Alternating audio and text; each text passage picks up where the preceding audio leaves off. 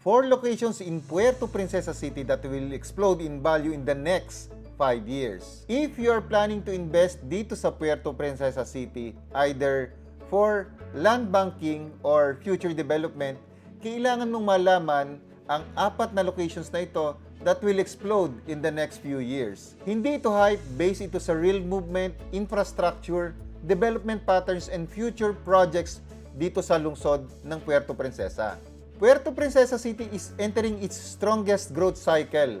Marami tayong nakikita mga road projects, commercial expansions, and developers are quietly entering Puerto Princesa market. Pero tandaan po natin, hindi lahat ng lupa ay sabay-sabay tataas ang value. Merong mga maiiwan at meron din tayong tinatawag na growth corridors kung saan mabilis ang pagtaas ng property value. Ito rin ang mga magiging future hotspots ng lungsod. Para magkaroon kayo ng idea, if you look at the land shape and physical characteristics of the old Central Business District of Puerto Princesa City, it's like a narrow corridor. Ito ay ang kahabaan ng Rizal Avenue patungong airport going to San Pedro. At sa kabilang banda naman ay ang kahabaan ng Malbar Street patungo din ng San Pedro. At dito, you will see the concentration of commercial activities along the road.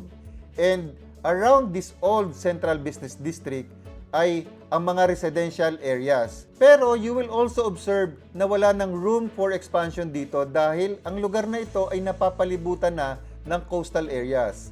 And dahil din dito, ang future expansion is going to the north of this old Central Business District. So here are the 4 areas in Puerto Princesa City that you have to watch out. Area number 1 is Santa Monica and Siksikan. This is going to be one of the fastest growing corridors in the city. Right now, most residential lot buyers are still eyeing for properties around San Pedro, San Manuel, Bangkaw-Bangkaw, Tinigiban, and San Jose. And this is for a very simple reason. Malapit kasi ang mga lugar na ito sa Central Business District. At mas okay din if you can find a property sa mga lugar na ito at a very good price. Pero, in the last 4 to 5 years, napansin natin that properties in these areas already doubled. At dahil na rin sa scarcity ng residential lots dito sa mga areas that I mentioned, buyers and investors are now eyeing at Santa Monica and Siksikan. You might be saying na mahal din naman ang lupa sa Santa Monica. No, I'm not referring to properties around City Hall and along Mitras Road. Masasabi ko na marami pa ring reasonably priced properties in Santa Monica na malapit sa Siksikan area. If you check the Google Maps of Santa Monica and Siksikan area, you will notice na marami pang undeveloped land. Ibig sabihin, marami pang room ang developers to develop residential projects sa lugar na ito. Currently, there is one subdivision development in Barangay Santa Monica that is selling like hotcake. And guess what? They already acquired adjacent properties for expansion. At katulad ng sinabi ko, reasonably priced pa ang property sa Santa Monica and Siksikan, which means developer can still manage to sell their projects at a reasonable price and make profit at the same time. Area number 2 is the Irawan Tagburos Bypass Road. Every time na makikita ko ang lugar na ito, it reminds me of Bakaking Road in Baguio City way back early 2000s. And that time, very quiet sa lugar na ito. Halos wala kang makikita na commercial establishment. Pero ngayon, highly commercialized na ang area. Marami nang nakatira at meron pang school sa lugar. Sa tingin ko, Irawan Tagburos Road will be the next commercial spine of Puerto Princesa City. Because as the traffic gets redirected, magiging attractive ito sa mga malls, logistic hubs, at mixed-use developments. At hindi na rin ako magtataka na balang araw magkakaroon dito ng hospital, schools, at iba pang services dahil around the area ay marami ng subdivision development. Area number 3 is Irawan, Luz Biminda, and Mangingisda. Early this year, the Philippine Economic Zone Authority approves the Palawan Mega Eco Zone. At nitong November 20, 2025 lamang, Bucor formalizes the transfer of a 4,000 hectare to PEZA. Ang 4,000 hectares na ito ay part ng mas malaking 28,000 hectares na project ng PEZA.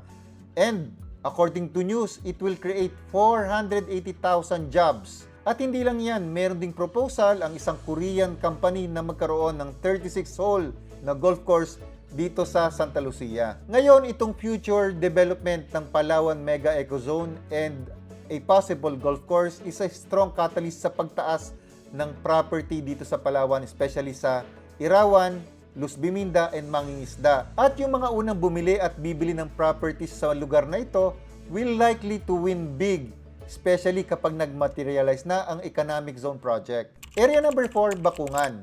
Bakungan is a part of Puerto Princesa City that is really growing. Yung proximity and accessibility ng lugar na ito ang nagpupush sa property prices nito kung bakit tumataas. Sa ngayon, Bakungan is being marketed as the agricultural or farm area near the city. Biro mo nga naman, 20 to 30 minutes away lang from city proper ay nasa farm ka na. At hindi lang yan, ang isa pang demand driver na nakikita ko ay ang Nagtabon Beach at Talaudyong Beach na nasa Bakungan din. Isa lang ang nakikita kong downside ng Bakungan. Maraming lupa dito ang walang right of way. Pero for some investors, it's a good thing dahil they can buy property at a cheaper price. At okay ito for land banking. And once na-solve nila ang access problem, it will instantly increase the property's value. Given the 4 areas that I have mentioned, we also have to understand na hindi basta-basta lang naman talaga tumataas ang property value.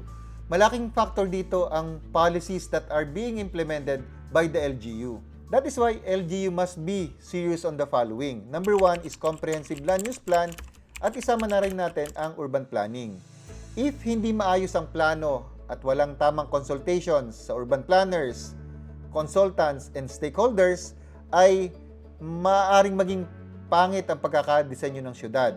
At kapag hindi maayos, ay makaapekto ito sa property values. Number 2 is strict implementation of zoning. Zoning is the silent protector of land value. Pero, if hindi maayos ang implementation ng zoning, it will affect the property values in the area negatively. Number 3, drainage system. Kapag may project ang LGU na kalsada, dapat siguraduhin naman na mayroong drainage na kasama. Flooding kills land value faster than anything. At because of the recent floodings dito sa Puerto Princesa, marami na ang umiiwas sa mga area kung saan alam nilang binaha. And because of this, affected ang value ng property. Number 4, illegal subdivisions. Dito sa Puerto Princesa, marami kang makikita sa marketplace na nagbebenta ng mga subdivided properties. Walang mga permit, walang drainage, at hindi maayos ang plano. At dahil sa mga ito, illegal subdivisions will negatively impact the desirability and value of properties nearby. So to summarize, I mentioned 4 areas in Puerto Princesa that will explode in terms of property value. These are Santa Monica and Siksikan, Irawan Tagboros Road, Irawan Mangingisda, and Luz Biminda, and Bakungan. Pero tandaan din po natin na ang local government unit natin plays a huge factor para ma-realize ito ng mga property owners and investors. Ngayon, if you are a property buyer or investor na gustong tumingin sa mga areas na nabanggit ko, please do not hesitate to contact us. This is Broker Nelson and see you po sa next na video.